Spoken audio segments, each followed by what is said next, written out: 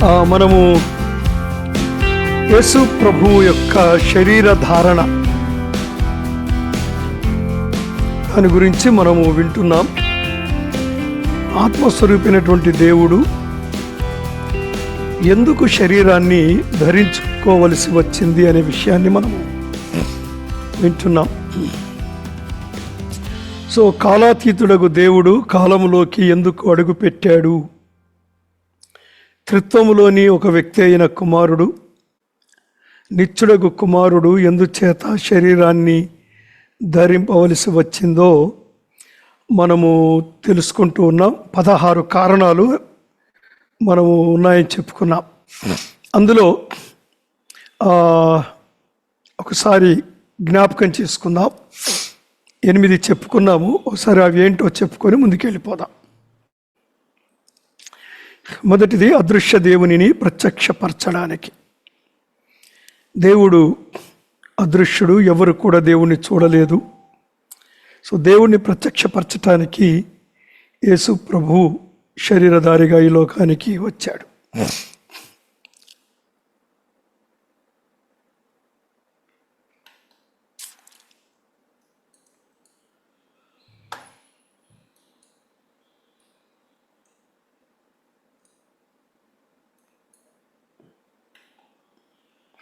రెండవ కారణం,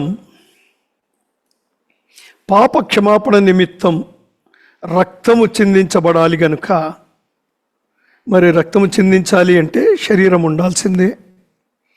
దేవునికి రక్తమాంసాలు లేవు గనక యేసు ప్రభు రక్తమాంసాలను ధరించుకొని లోకంలోనికి రావడం జరిగింది. మూడవ కారణం, మధ్యవర్తిత్వం చేయడానికి. దేవునికి మనిషికి మధ్యవర్తి కావాలి. కారణం ఏంటంటే, మనిషి పాపం చేసి దేవునికి శత్రువుగా మారాడు. దేవునితో ఉన్న సంబంధం తెగిపోయింది. కాబట్టి దేవునితో మనిషిని సమాధానపరచాలి. మధ్యవర్తిత్వం చేసే వ్యక్తికి 2 పార్టీల వాళ్ళు తెలిసి ఉండాలి. సో దేవునితో మనిషిని సమాధానపరచాలి అంటే సమాధానపరిచే వ్యక్తి, మధ్యవర్తి దేవుడు అయి ఉండాల్సిందే, మనిషి కూడా అయి ఉండాల్సిందే. అందుకని దేవుడు రక్తమాంసాలను ధరించుకొని రావలసి వచ్చింది.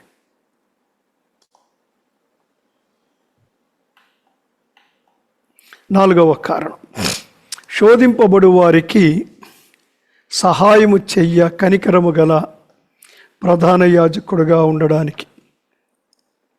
మనం ఉచితంగా రక్షించబడ్డాం. ప్రాచీన పాప స్వభావము మనలో ఉన్నది. మొదటి యోహాను పత్రికలో యోహాను చెప్పినట్లు, మనలో పాపము లేదని కానీ మనము పాపము చెయ్యలేదని కానీ చెప్పుకోజాలము అన్నాడు. మనం శోధించబడుతున్నాం కనుక మనకు సహాయం చేసి శోధన జయించడానికి, శోధించబడి ఒకవేళ పాపములో పడితే మనల్ని మరలా పైకి లేపడానికి మనకు సహాయం చేసే కనికరము గల ప్రధాన యాజకుడుగా ఉండాలి అంటే దేవుడు తప్పనిసరిగా శరీరము ధరించుకొని మానవుడి బలహీనతలలో ఐక్యత లేదా తన్ను తాను ఐడెంటిఫై చేసుకోవాలి గనక శరీరము ధరించుకోవలసి వచ్చింది. మరణము జయించడానికి. పాపానికి జీతము మరణము. మనిషి మరణ భయంతో బ్రతుకుతూ ఉన్నాడు. సో మరణాన్ని జయించాలి అంటే ఒకటే పద్ధతి, చనిపోయి తిరిగి బ్రతకాలి.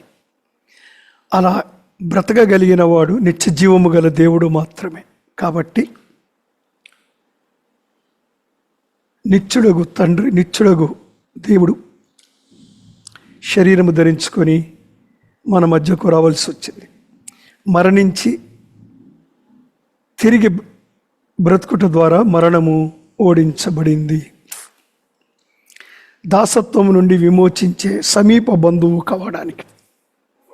మనందరం కూడా పాపానికి దాసులముగా ఉన్నాం, బానిసలముగా ఉన్నాం. సో ధర్మశాస్త్ర ప్రకారము అది దేవుడు నియమించిన ధర్మశాస్త్రం కదా. సో మనల్ని విడిపించాలి అంటే he must be A kinsmen, అంటే సమీప బంధువు అయి ఉండాలి. మనిషికి మనిషే సమీప బంధువు అవుతాడు. కాబట్టి దేవుడే మనిషిగా రావలసి వచ్చింది. 7వ కారణం, పాపానికి శిక్ష విధించబడాలి. సో మన పాపానికి దేవుడు శిక్షించబడాలి అని కోరుకుంటున్నాడు. అందుకని యేసు ప్రభు యొక్క శరీరములో మన పాపానికి శిక్ష విధించబడింది. అందుకొరకు దేవుడు శరీరాన్ని ధరించుకోవలసి వచ్చింది. 8, అపవాది క్రియలను లయపరచడానికి. నా అపవాది క్రియలు, అపవాది యొక్క క్రియలు భూమి మీద ఉన్నాయి, పరలోకంలో లేవు. మనిషి భూమి మీద ఉన్నాడు. భూమి మీద ఉన్న ఆదామును అపవాది మోసం చేసి పాపములో పడవేసి తన క్రియలను ప్రారంభించాడు. కనుక సాతాను యొక్క యుద్ధ భూమి భూలోకం, భూమి పైన. సో అపవాది క్రియను లయపరచాలి అంటే దేవుడే మరల కడపటి ఆదాముగా, 2వ మనుష్యుడిగా పిలువబడ్డాడు. సో అపవాది క్రియలను తన శిలువ మరణము ద్వారా లయపరుచాడు. తన 2వ రాకడలో సంపూర్తిగా లయపరుస్తాడు. అందుకని నిత్యుడగు దేవుడు శరీరాన్ని ధరించుకోవలసి వచ్చింది. 9వ విషయాన్ని చూద్దాం. విశ్వాసుల జీవన విధానానికి మాదిరిగా ఉండాలి. ఏ మనిషి కూడా మనకు ఒక మోడల్ లైఫ్ ఇవ్వలేదు. ఎలా జీవించాలి? విశ్వాసులకు తండ్రి అబ్రహాం. అబ్రహాం కూడా పర్ఫెక్ట్ కాదు. యోసేపు, ఆయన పర్ఫెక్ట్ కాదు. Nobody is perfect. యోబైనా పౌలైనా. కారణం ఏంటంటే మనిషి పాప స్వభావంతోనే పుడుతున్నాడు. చనిపోయేదాకా అది ఎక్కడికి పోదు. అలాంటప్పుడు మనం కృప ద్వారా రక్షించబడ్డాం. మన రక్షణ క్రియల ఫలితం కాదు, అది దైవ కృపా ఫలితం. మరి మనకు ఒక మాదిరి కావాలి. సో ఆ మాదిరిని మనకివ్వడం కొరకు, అందుకే 1 పేతురులో అంటాడు పేతురు, మనము ఆయన మాదిరిని అనుసరించుట కొరకై ఆయన మన కొరకు శ్రమ పడెను అంటాడు. మరి ముఖ్యంగా మనకు శ్రమ కలిగినప్పుడు మనము నిగ్రహాన్ని కోల్పోతాం. శ్రమ కలిగినప్పుడు పాపం చేసే అవకాశం ఎక్కువ ఉంది. శ్రమ కలిగినప్పుడు దారి తప్పే అవకాశం ఎక్కువ ఉంది. కాబట్టి ఒక మాదిరికరమైన జీవితం, శ్రమ కలిగినప్పుడు యేసుప్రభు వారు ఎలా స్పందించాడు, ఆ మాదిరిని మనకు విడవాలి అంటే దేవునికి శరీరము ఉండాలి. ఒక మనిషిగా మనుషులమైన మన ఎదుట ఒక మాదిరికరమైన జీవితాన్ని చూపించటానికి దేవునికి శరీరము అవసరమయ్యింది. అందుకని యేసుప్రభు వారు శరీరధారిగా ఈ లోకానికి రావడం జరిగింది. విశ్వాసులను దత్తపుత్రులుగా చేయడానికి దేవుడు తన స్వరూపములో ఆదామును చేశాడు. ఆదాము దేవుని యొక్క కుమారుడు అని లూకాసు వార్తలో ఉంది. ఆదాము దేవునికి కుమారుడు అని. అయితే అవిధేయుడై దేవుని మాటను నమ్మక, దేవుడు చెప్పాడు కదా, పండు తిను దినమున మీరు నిశ్చయంగా చనిపోతారు అని. మరి అది దేవుని మాటను సంపూర్తిగా నమ్మి ఉంటే పండు తిని ఉండేవాడు కాదు. సో సాతానుడి యొక్క మోసంలో పడిపోయి దేవునిని అనుమానించి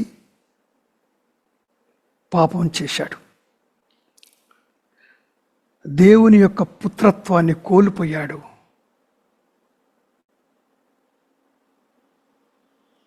అందుకే యేసుప్రభువు వారు ఒక మాట అంటాడు. యూదులు అంటారు, మేము అబ్రహాము కుమారులము అని అంటాడు. అప్పుడు దేవుడు అన్నాడు, మీరు మీ తండ్రి అయిన అపవాది సంతానము అంటాడు. బాప్తిసమిచ్చే యోహాను సర్ప సంతానమా అని పిలుస్తాడు. So we last hour sonship. మానవులమైన మనం మన పుత్రత్వాన్ని మనం కోల్పోయాం. ఆదాములో ఉన్న దేవుని పోలిక ఛిద్రం చేయబడి దైవ స్వరూపము, మనలో ఉన్న దైవ స్వరూపము పాడైపోయింది. సో మరలా దేవుడు మనల్ని దత్తపుత్రులుగా చేసుకోవాలి అంటే ఒక విధేయుడైన కుమారుడిగా నిత్యత్వములోని కుమారుడే శరీరము ధరించుకొని రావలసి వచ్చింది. ఆయన మరణములో, ఆయన పునరుద్ధానములో ఆయన మన పాపములను భరించి ఆదాము మీద పడిన శిక్షను తాను పొందడం ద్వారా మనము దేవునికి మరలా పుత్రులముగా కావడానికి ఇప్పుడు మనము దత్తపుత్రులమయ్యాం. సో మనలను మరలా దత్తపుత్రులుగా చేయడము కొరకు, లేదా మనము కోల్పోయిన పుత్రత్వాన్ని మరలా మనకు ప్రసాదించడము కొరకు ఆ నిత్యుడైన కుమారుడు శరీరధారిగా ఈ లోకానికి రావలసి వచ్చినది. Now, let us go for the 12th one. 12వ కారణం, మనలను నిర్దోషులుగా నిలవబెట్టాలి. మనము నిర్దోషులముగా దేవుని ఎదుట నిలవబెట్టబడాలి. అదే అంటాడు కొలస్సీ 1:22 మనలను నిర్దోషులుగా నిలవబెట్టడానికి.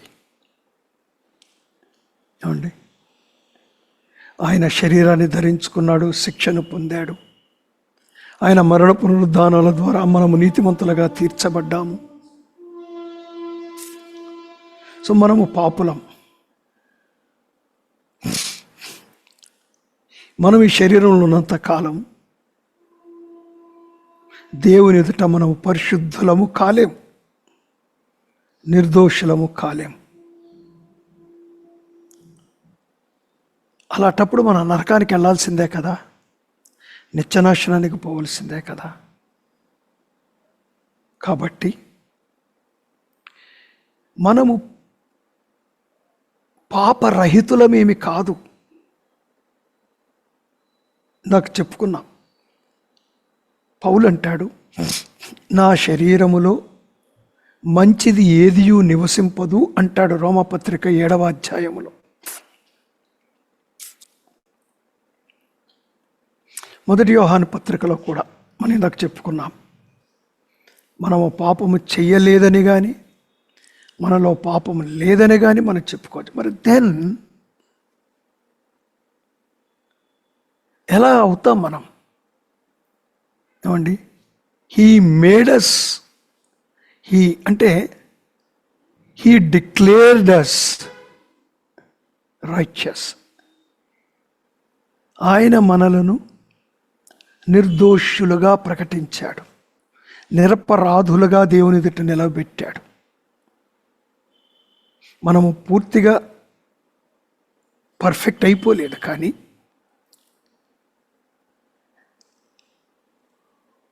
ఆ నిర్దోషత్వాన్ని మనం పొందాలి అంటే ఆదాము తాను సృష్టించబడినప్పుడు నిర్దోషత్వముతో సృష్టించబడ్డాడు. సో పాపం చేశాడు, నిర్దోషత్వాన్ని కోల్పోయి దేవుని ఎదుట దోషిగా నిలబడ్డాడు. ఇప్పుడు దోషిగా నిలబడిన మనము దేవుని ఎదుట నిర్దోషులముగా నిలబడాలి అంటే ఖచ్చితంగా ఆ దోషము యొక్క శిక్షను అనుభవించి తీరాల్సిందే. ఆ దోషానికి ఫలము, ఆదాము చేసిన దోషానికి ఫలము మరణం. కాబట్టి యేసు ప్రభువారు మన అతిక్రమల నిమిత్తము చనిపోయి మనము నీతిమంతులముగా తీర్చబడుటకై ఆయన తిరిగి లేచెను. సో మన వంటి రక్తమాంసాలు గల దేహముతో మరణము పొందితేనే యేసు ప్రభు యొక్క నీతి మనకు సంప్రాప్తమవుతుంది. కాబట్టి యేసు ప్రభువు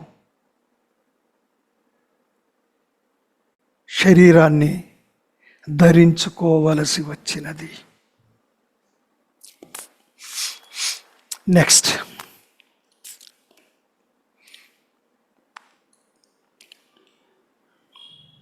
విశ్వాసులను దత్తుపుత్ర, ఇది ఆల్రెడీ చూశామనుకుంటాను మనం.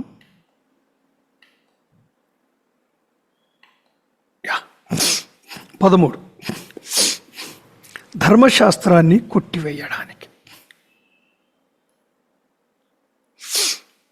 ఇప్పుడు ఇక్కడ కొట్టివేయుట అంటే ధర్మశాస్త్రం యొక్క శాపాన్ని, ధర్మశాస్త్రం ద్వారా వచ్చే శిక్షను తీసివేయాలి. చూడండి, ధర్మశాస్త్రము ఏ వ్యక్తిని కూడా నీతిమంతుడిగా నిలవబెట్టదు. ధర్మశాస్త్రాన్ని ఎవ్వరూ కూడా నెరవేర్చలేరు. ధర్మశాస్త్రము మనలను పాపులుగా చూపిస్తుంది, మన పాపాన్ని ఇంకా ఎక్కువైన పాపంగా చూపిస్తుంది. సో దేవుని ఎదుట మనలను దోషులుగా, నిన్ను నన్ను దోషిగా నిలబెట్టడానికి ధర్మశాస్త్రమే కారణమవుతూ ఉన్నది. సో మరణం పాపానికున్న ముళ్ళు.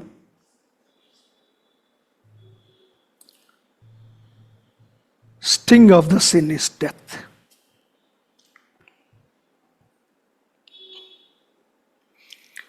ఆ పాపానికి బలమిచ్చేది ధర్మశాస్త్రం. సో ఆ పాపము మనల్ని చంపుతుంది. అలా చంపడానికి,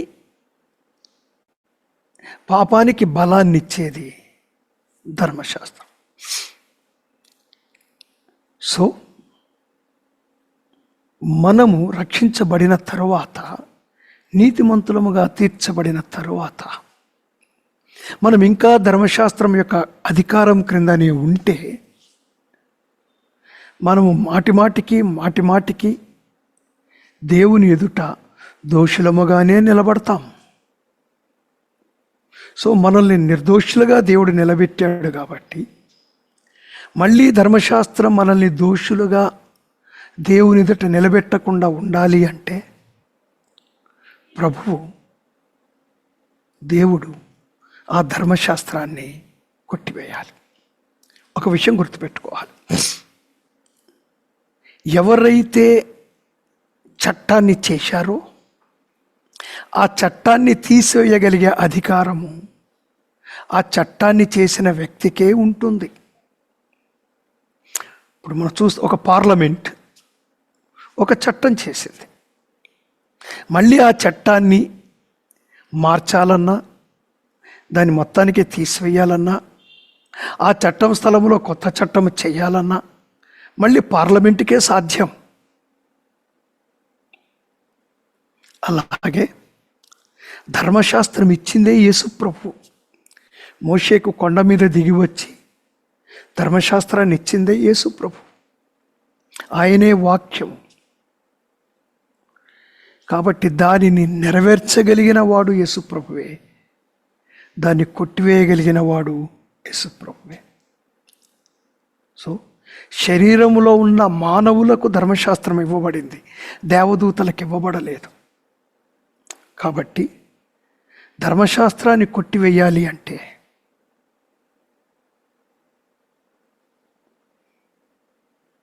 ఆ ధర్మశాస్త్రాన్ని ఇచ్చిన ఆ యెహోవా దేవుడు, యేసు ప్రభువు, ఆత్మస్వరూపైన నిత్యుడగు ఆ దేవుడు తప్పకుండా శరీరాన్ని ధరించుకొని తీరాలి. సో ఆయన శరీరధారి కాకపోతే ధర్మశాస్త్రము కొట్టివేయబడదు. సో కుమారుడైన దైవ మానవుడే ధర్మశాస్త్ర విధిని నెరవేర్చాడు.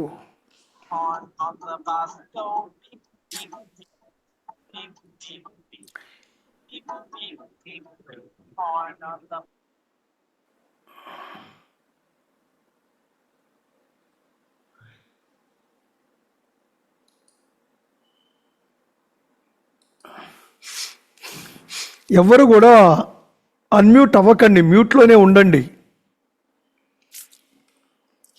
సో అది 13వ కారణం. 14వ కారణం, సరి అయిన న్యాయాధిపతిగా ఉండుట కొరకు.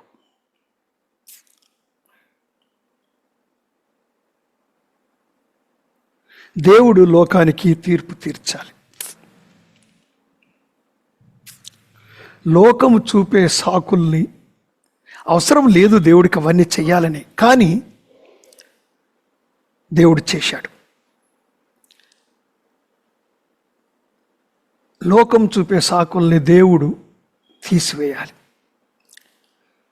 మనిషి లోకంలో ఉన్నాడు కాబట్టి దేవుడు శరీరాకారముతోనే లోకానికి తీర్పు తీర్చాలి. ఆయన తీర్పు సత్యమైనది. సో దేవుడిగానే తీర్పు తీరుస్తాడు, కానీ తీర్పు తీర్చబడే మనిషి శరీరంలో ఉన్నాడు. కాబట్టి యేసు ప్రభు శరీరముతోనే, అంటే ఈ శరీరాకారముతోనే, ఇక్కడ శరీరం అంటే ఈ శరీరాకారముతోనే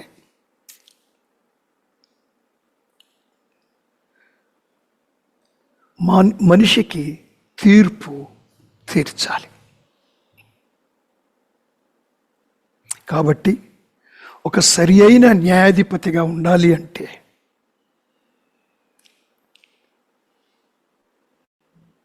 దైవ కుమారుడు శరీరాన్ని ధరించుకుని తీరాలి.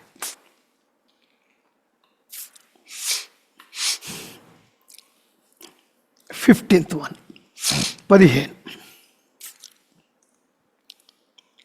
శరీరాన్ని సృష్టించడంలో దేవుని యొక్క మూల ఉద్దేశాన్ని నెరవేర్చాలి. దేవుడు ఆదాముననగా మొదట శరీరాన్ని సృష్టించి భూమిని లోపరుచుకొని దాన్ని ఏలమని కోరాడు. సో మానవ శరీరాన్ని, మొట్టమొదటి మానవ శరీరము ఆదాం.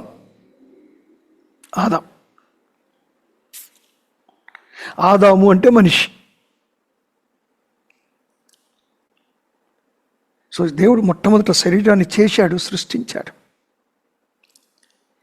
ఇప్పుడు ఆదాము అనే ఆ మనిషికి భూమిని లోబర్చుకొని భూమిని ఏలమని చెప్పాడు. అయితే ఆదాము మోసగించబడ్డాడు. సాతానుడు, అపవాది ఆదాము చేతిలో నుండి అధికారాన్ని లాగేసుకున్నాడు. అందుకే సాతాను గురించి ఈ లోకాధిపతి అని రాయబడింది, ఈ యుగ సంబంధమైన దేవత అని చెప్పబడింది. యేసు ప్రభుని శోధిస్తూ సాతానుడు అంటాడు కదా, ఈ భూలోక రాజ్యములన్నీ నాకు అప్పగించబడ్డాయి, నీవు నాకు నమస్కారం చేస్తే ఈ అధికారాన్ని నీకు ఇచ్చేస్తాను అని చెప్పాడు. దేవుడు సార్వభౌముడు, ఆయన స్వాధీనములోనే ప్రపంచమంతా ఉంది, భూమి ఉంది. చివరికి సాతానుడు కూడా ఆయన అధికారం క్రిందనే ఉన్నాడు. అయితే దేవుడు ఈ శరీరాన్ని సృష్టించి ఆదాముకు తన స్వరూపం ఇవ్వడములో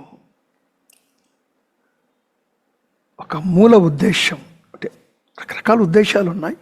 ఒక ప్రధానమైన ఉద్దేశం, తన స్వరూపములో చెయ్యబడ్డ మానవుడు ఈ భూమిని పరిపాలించాలి. సో ఆదాము కోల్పోయాడు అధికారాన్ని. మరి దేవుని యొక్క సంకల్పం నెరవేరాలి కదా.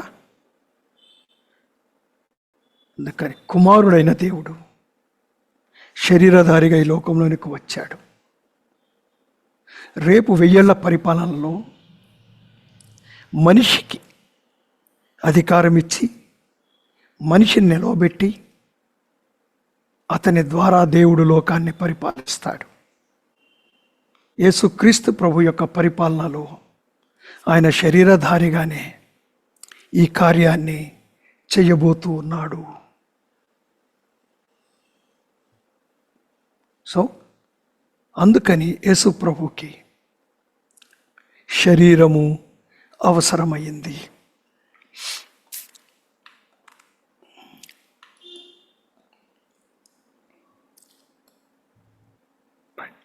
చివరిగా విశ్వాసుల విమోచన శరీరాలకు నమూనాగా ఉండడము కొరకు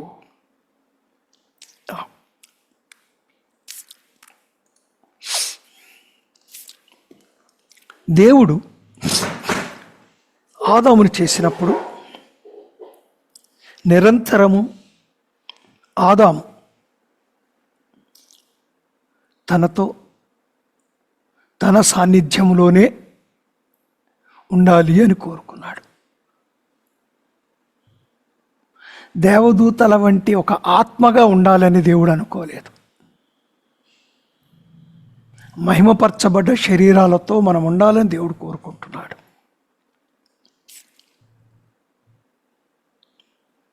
సో పాపం చేశాడు, ఈ శరీరములోనికి పాపం వచ్చింది. ఇప్పుడు ఈ శరీరము, ఈ రక్తమాంసాలు శాశ్వతమైన దేవుని రాజ్యాన్ని అనుభవించలేవు. సో ఈ శరీరము రూపాంతరపరచబడాలి. సో ఈ రూపాంతరపరచబడాలి అంటే పునరుద్ధానం చెందాలి.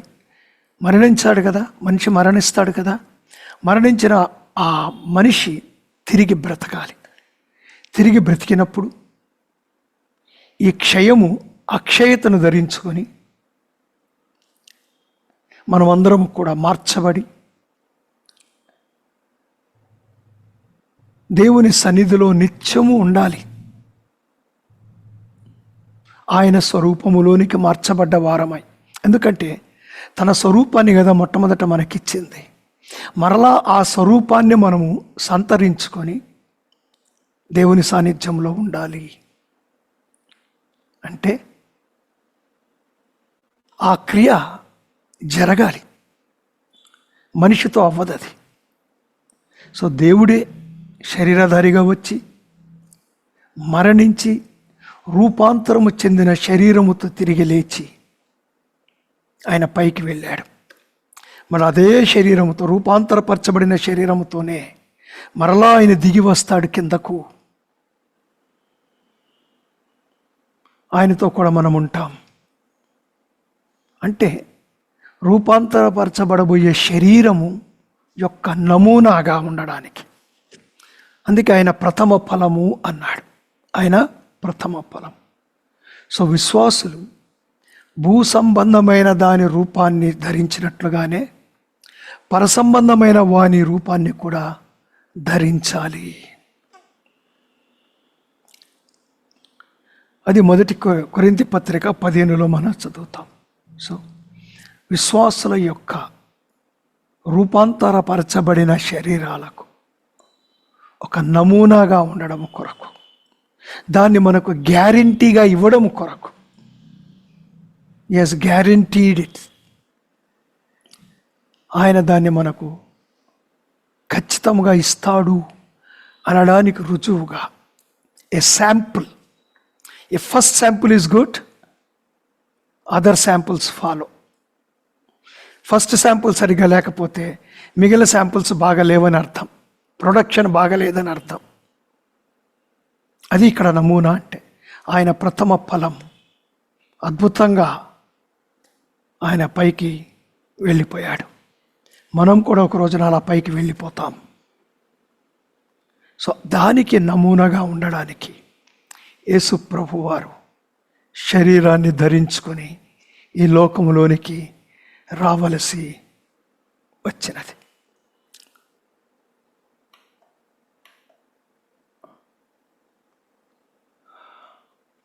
సో ఇవి మనము కారణాలు చూసాం, 16 కారణాలు. మరొక టాపిక్ మళ్ళీ మనము మన నెక్స్ట్ బైబిల్ స్టడీలో విందాం. ఇప్పుడు నేను ఇది క్లోజ్ చేస్తున్నాను. ఏమైనా ప్రశ్నలు ఉంటే you can ask the questions.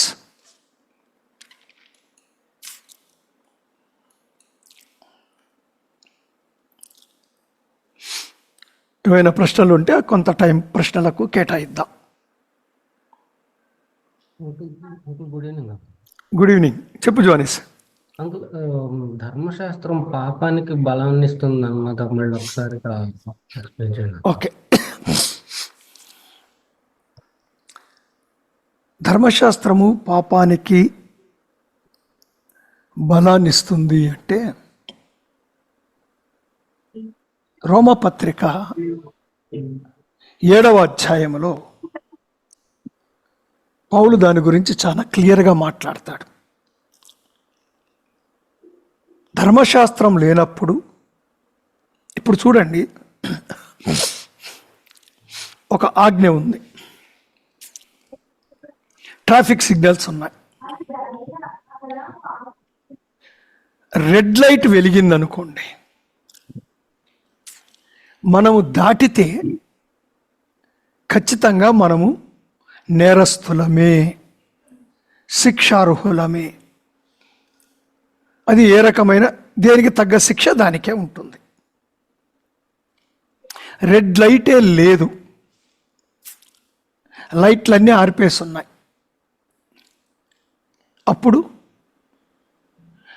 అప్పుడు ముందుకెళ్ళాము, ఇప్పుడు ముందుకెళ్ళాము. రెడ్ లైట్ ఉన్నప్పుడు మనము ముందుకెళ్తే అది శిక్షార్హమైంది. రెడ్ లైట్ లేనప్పుడు మనం ఆ లైన్ దాటి ముందుకు వెళ్ళిపోతే అదే పని జరిగింది, తేడా ఏమీ లేదు, కానీ మనకు శిక్ష లేదు. సో నేను తప్పు చేశాను అని చెప్పింది రెడ్ లైట్, అదే చేశాను. కానీ రెడ్ లైట్ లేనందున నువ్వు తప్పు చేశావు అని చెప్పడానికి ఏమీ లేదు అక్కడ. సో ఏ ఆజ్ఞ అయినా కూడా ఆజ్ఞ లేకపోతే నేను పాపిని అనడానికి అవకాశమే లేదు, నేరస్తుని దోషిని అనడానికి అవకాశమే లేదు. సో ఈ ఆజ్ఞ అనేది నన్ను పాపించేసింది. ఈ ఆజ్ఞ అనేది నా పాపాన్ని ఎక్కువ చేస్తా పోయింది. ఎందుకంటే అదే ఆజ్ఞను మాటి మాటికి మీరుతున్నాను అంటే నా పాపం ఎక్కువైతూ పోతుంది. సో ధర్మశాస్త్రము పాపానికి బలం ఇచ్చింది అంటే నన్ను చంపడానికి ఒక ఆయుధం ఇచ్చింది అన్నమాట ధర్మశాస్త్రం పాపానికి. అదే ధర్మశాస్త్రం లేకపోతే అసలు పాపం నన్ను చంపలేదు, నన్నేమీ చేయలేదు. అందుకే దేవుడు చెప్పాడు, పండు తిను దినమున నీవు నిశ్చయముగా చనిపోతావు. ఆజ్ఞ ఉంది అక్కడ, ఆజ్ఞ ఉంది అక్కడ. సో ఆజ్ఞ ఉన్నందుకు చనిపోయాడు. ఆ ఆజ్ఞ లేకపోతే చనిపోయేవాడు కాదు. ఆజ్ఞ ఉంది గనక చనిపోయాడు. సో పాపమునకు ధర్మశాస్త్రము బలమిస్తుంది అంటే పాపము మనల్ని చంపడానికి ధర్మశాస్త్రమే కారణమయ్యింది అని దాన్ని మనం అర్థం చేసుకోవాలి. అది good question Janice. Any more questions? Uncle మరి ధర్మశాస్త్రం లేకపోతే మనకి మరి నియంత్రణ ఉండదు కదా uncle. That is a different aspect again Janice. ఇప్పుడు ధర్మశాస్త్రము ఇక్కడ క్వశ్చన్ ఈజ్ నాట్ నియంత్రణ. నియంత్రణ కాదు, నియంత్రణ ఉండాల్సిందే. ఇప్పుడు ధర్మశాస్త్రం ఉంది, ధర్మశాస్త్రం ఎంతమందిని నియంత్రిస్తుంది? ఏదో ఒక ఆజ్ఞను మనిషి మీరుతూనే ఉన్నాడు. హత్య చేయకపోవచ్చు, అబద్ధం ఆడుతున్నాడు. వ్యభిచారం చేయకపోవచ్చు, మోసం చేస్తున్నాడు. మోసం చేయకపోవచ్చు, దుష్ట తలంపులు ఉన్నాయి. ఇప్పుడు నీకు ఒక మంచి ఉదాహరణ ఇస్తాను. వ్యభిచారము పాపము అని వాక్యం చెప్పింది.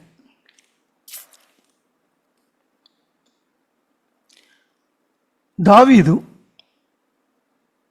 బెత్షెబాను చూశాడు. Very beautiful lady.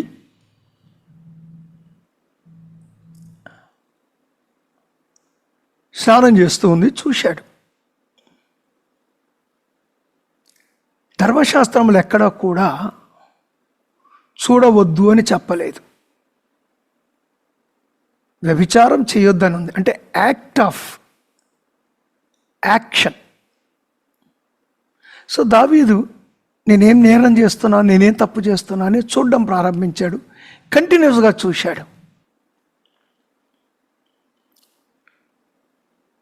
సో ధర్మశాస్త్రం ఏం ఆపింది? కానీ యేసుప్రభు వారు కృప, ఆ కృప ఏం చేస్తుందంటే వ్యభిచారము అనే క్రియలోనికి పోకుండా కృప మనలను చూపు దగ్గరే ఆపేస్తూ ఉన్నది. చూపు దగ్గరే ఆపేస్తూ ఉన్నది. అబ్రహాము కాలంలో ధర్మశాస్త్రం ఉందా? యోసేపుకు ధర్మశాస్త్రం ఉందా? ఇస్సాకుకు ధర్మశాస్త్రం ఉందా? నోవహుకి హానోకులకు ధర్మశాస్త్రం ఉందా? మోషే కాలంలో వచ్చింది ధర్మశాస్త్రం. మరి అంతకుముందు కూడా మరణం ఉంది, మరణం ఉందంటే పాపం ఉంది. సో ధర్మశాస్త్రము నియంత్రించడానికి ఇవ్వలేదు. ధర్మశాస్త్రము దేవుని నీతి స్థాయి ఎంత ఉన్నతమైనదో మనిషి అర్థం చేసుకోవాలి. అంటే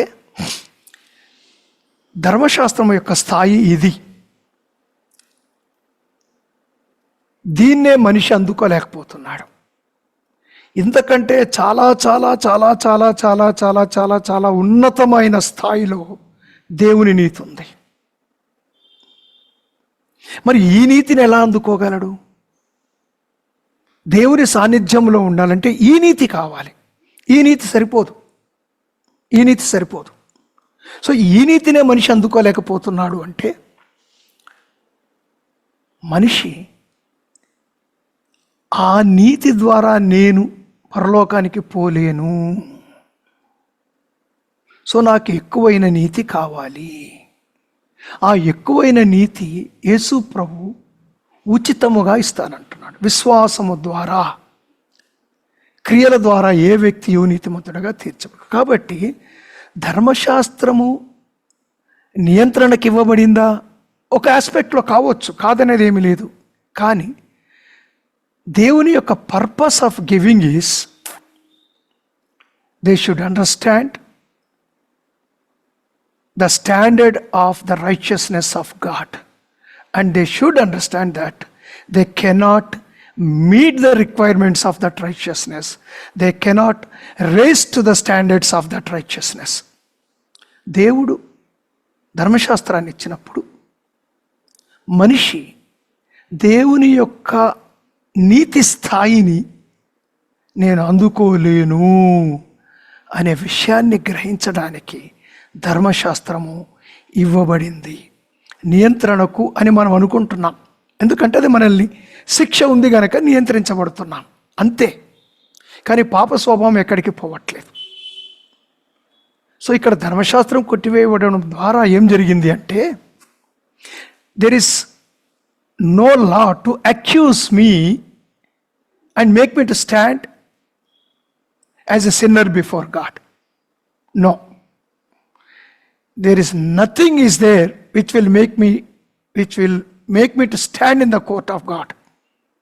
ధర్మశాస్త్రమే లేదు గనక నేను దేవుని కోర్టులో నిలబడే అవసరం నాకు లేదు. ఎందుకంటే నేను నీతిమంతుడిగా ఎప్పుడో డిక్లేర్ చేయబడ్డాను. ఒక వ్యక్తి ఒకే నేరం విషయమై 2 సార్లు తీర్పు తీర్చబడడు. ఒకే ఒక్క నేరం, నేను పాపిని, అది ప్రూవ్ చేసేది ధర్మశాస్త్రము. లేకపోయినా కూడా నేను పాపినే. So whether it is proved or not proved, ధర్మశాస్త్రం రుజువు చేసినా ధర్మశాస్త్రం రుజువు చేయకపోయినా నేను పాపిగానే నిలబడుతున్నాను దేవుని దగ్గర. సో ధర్మశాస్త్రం వచ్చిన తర్వాత బలం ఎక్కువైంది. Yes you are a sinner అనే బలం ఎక్కువైందే తప్ప మార్పు ఏమీ లేదు. సో ఇప్పుడు అది ఉంటే నేను నిరపరాధిగా దేవుని ఎదుట నిలబడలేను. సో యేసు ప్రభువులో మనకు దొరికిన ఒక ప్రావిజన్, యేసు ప్రభువులో మనకు దొరికిన ఒక గొప్ప దీవెన, ఆశీర్వాదం ఏమిటి అంటే ధర్మశాస్త్రం క్రింద మనము లేకపోవడము. సో ఎవరైతే యేసు ప్రభువుని నమ్ముకుంటున్నారో వాళ్ళు ధర్మశాస్త్రం క్రిందకు రావడం లేదు. ఎవరైతే యేసు ప్రభువుని నమ్ముకోవడం లేదో వాళ్ళ మీద ఆజ్ఞ పరిపాలిస్తూనే ఉన్నది అనే విషయాన్ని మనము అర్థం చేసుకోవాలి. ఇంకొక విషయం, we are not under law, we are under the law of Indian government. అమెరికాలో లా వేరు, ఇండియాలో లా వేరు. అమెరికా లా కింద మనం లేం, ఇండియా లా కింద మనం ఉన్నాం. సో ధర్మశాస్త్రము యూదులకే ఇవ్వబడింది, మనం అన్యులం. we are never under the law. ఇంతకుముందు కూడా మనం ధర్మశాస్త్రం కింద లేము. యూదులే ఉన్నారు, మనం లేం. ఇప్పుడు కూడా లేం. అయితే దేవుని యొక్క ధర్మశాస్త్రము ప్రతి మనిషి హృదయం మీద రాయబడింది. We are violating that. కాబట్టి యేసు ప్రభు రక్తము ప్రతి మనిషి యొక్క మనస్సాక్షిని శుద్ధి చెయ్యును. So we are coming under the blood of Christ. So మనం ఇక్కడ మనల్ని నియంత్రిస్తూ ఉన్నది భారతదేశం యొక్క ధర్మశాస్త్రం అది. కాబట్టి అంటే దేవుని ధర్మశాస్త్రం మన హృదయం మీద రాయబడింది. We are guided by law. పాత నిబంధనలో అనేకమైన ఆజ్ఞలు ఉన్నాయి, అయితే కొత్త నిబంధనలో అవే ఆజ్ఞలు ఉన్నాయి. సంఘానికి అబద్ధమాడొద్దని చెప్పబడుతున్నాం, దొంగతనం చేయొద్దని చెప్పబడుతున్నాం, వ్యభిచారం చేయవద్దని చెప్పబడుతున్నాం, చాలా విషయాలు మనం చెప్పబడుతున్నాం. బహుశా సబ్బాతు అనేది తప్పిస్తే అన్ని ఆజ్ఞలు కూడా క్రొత్త నిబంధనలు రిపీట్ అనే, కానీ అవి ధర్మశాస్త్రంగా రిపీట్ అవ్వబడలేదు. అవి ఒక విశ్వాసిగా దేవుని కృపచేత ఉచితముగా నీతిమంతులముగా తీర్చబడిన మనము, because there is no punishment again. అందుకే పౌలు 1 కొరింథీ పత్రిక 11వ అధ్యాయములో మీరు ఆ రొట్టెలోను ద్రాక్షరసములోను పాలు పొందినప్పుడు మిమ్మును మీరు పరీక్ష చేసుకొని ఒప్పుకొనండి, సరి చేసుకొనండి. అలా చేసుకోకుండా మీరు బలలో పాలు పొందితే మీరు శిక్షించబడతారు. లోకముతో పాటు మీకు శిక్షా విధి కలగకుండానట్లు. సో లోకానికి వచ్చే శిక్ష వేరు, మనకు వస్తున్న శిక్ష వేరు. ఇది క్రమశిక్షణ. This is a discipline, not the eternal punishment. కాబట్టి ఆజ్ఞలు ఉన్నాయి, మనం నియంత్రించబడాలి. ఇక్కడ ధర్మశాస్త్రము అంటే మోషే ద్వారా ఇవ్వబడిన ధర్మశాస్త్రము, కొత్త నిబంధనలు మనకి ఇవ్వబడిన ఆజ్ఞల గురించి మాట్లాడడం కాదు. That is the clarity. Good question Janice. చాలా విషయాలు అందరూ నేర్చుకోగలిగారు. ఎక్సలెంట్. ఇంకా ఏమైనా ఉన్నాయా ప్రశ్నలు? లేవు అంకుల్, థ్యాంక్ యూ. కాదు, ఇంక వేరే వాళ్ళకి ఎవరైనా? లేదు అంకుల్, నేను సేమ్ అసలు ఆ క్వశ్చన్ నేనే ఏదో అనుకున్నా అన్న అడిగేశారు. Okay, good good. సో మనం ముగిద్దాం.